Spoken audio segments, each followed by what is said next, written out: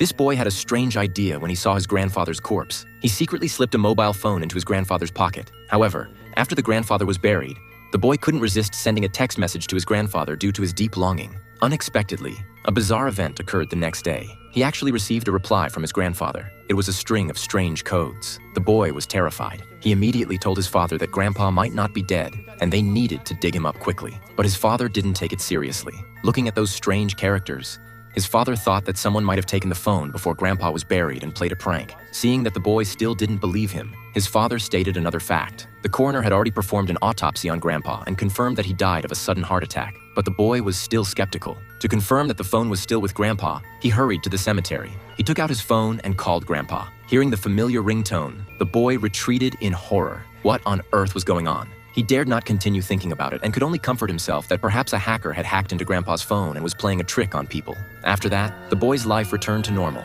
and he gradually forgot about the incident. Until this day, the bizarre event happened again.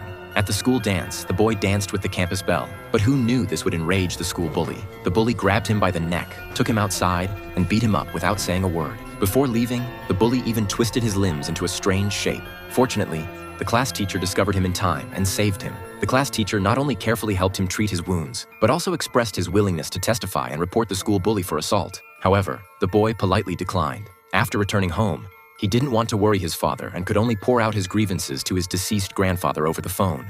It turned out that the reason he didn't report the school bully was that he was afraid of more fierce retaliation. After all, as long as the school bully was still alive, he could continue to torture him.